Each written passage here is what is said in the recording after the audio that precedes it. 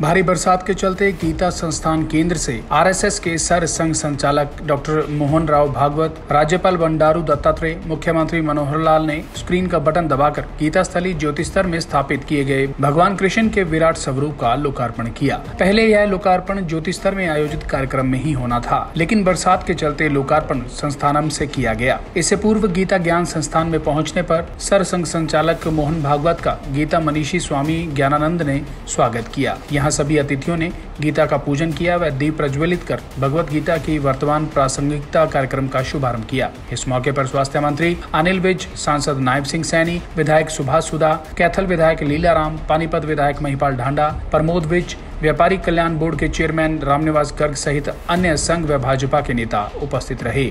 अपने संबोधन में मोहन भागवत ने कहा कि गीता संपूर्ण समाज की है। गीता किसी धर्म विशेष से संबंधित नहीं है, लेकिन हिंदू समाज को गीता का ट्रस्टी कहा जा सकता है। संपूर्ण दुनिया को देने के लिए गीता हमारे पास आई है। जब तक दुनिया है, गीता की प्रासंगिकता है।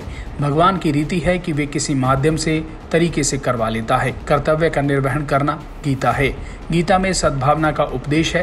गीता जीवन विद्या है। मोहन भागवत ने कहा कि आज गीता की अर्जेंट आवश्यकता समाज को है। आज संतुलन बिगड़ गया है। संतुलन बनाने के लिए रस्साकसी जारी है। संतुलन को बनाए रखने के लिए गीता को अपनाने की जरूरत है। सारे जीवन का स्वरूप गीता में बताया गया है। अपना जीवन, अपना आचरण कैसा हो, यह बताया गया है। जीवन का पूरा निचोड़ ही गीता में है। गीता जीवन विद्या है और जीवन एक व्यक्ति का नहीं होता। एक व्यक्ति जीवन में होता है, लेकिन उसका जीवन बहुत सारी बातों से बनता है। तो हम जहां पर है, वहां का समूह और वहां की सृष्टि भी हम पर परिणाम करती है। संपूर्ण विश्व अपना जीवन बनता है। संपूर्ण विश्व से अपना जीवन बनता है और हम जो कुछ करते हैं उसका संपूर्ण विश्व पर परिणाम होता है। और इसलिए गीता नामक इस जीवन विद्या ने सबका विचार किया है और आज उसकी प्रासंगिकता आज है ना, वो शाश्वत है। आज उसकी अर्जेंट आवश्यकता है, ऐसा हम कह सकते हैं। क्योंकि मनुष्य, मानवता यानी समूह और सृष्टि, तीनों में हम देख रहे हैं कि संतुलन बिगड़ गया है। उसके लक्षण दिखाई देते हैं। अब सृष्टि में पर्यावरण बिगड़ गया।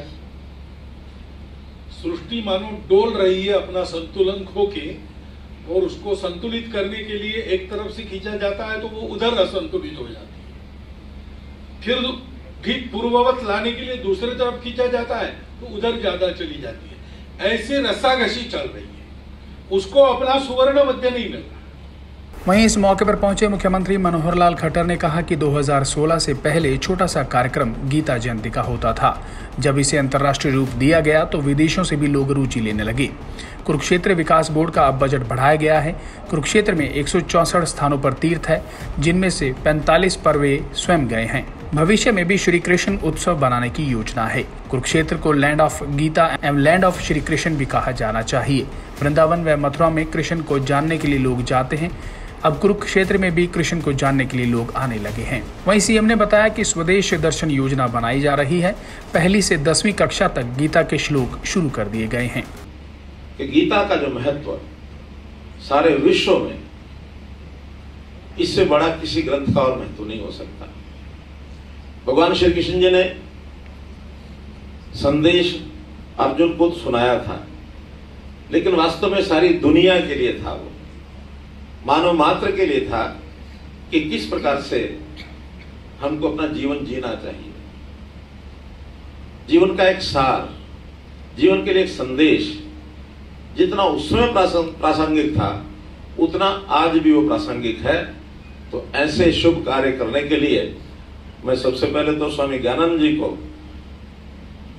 बधाई भी देता हूं, आभार प्रकट करता हूं, धन्यवाद भी करता हूं कि इस प्रकार के काम को लीड लेकर, और इन्होंने न केवल कुरुक्षेत्र में, न केवल हरियाणा में, न केवल देश में, बल्कि दुनिया में गीता का संदेश ले जाने के लिए जो एक मुहिम चलाई है। 2016 से पहले गीता जयंती का एक छोटा कार्यक्रम होता था और शायद कुरुक्षेत्र के लोग भी कुछ मिल मिला के कर लेते थे। लेकिन धीरे धीरे 2016 के बाद इसको राष्ट्रीय स्तर का एक कार्यक्रम बनाया जाए, और 1-2 साल के बाद लगा कि नहीं, राष्ट्रीय स्तर पर ही क्यों, इसको अंतर्राष्ट्रीय स्तर का क्यों ना बनाया जाए।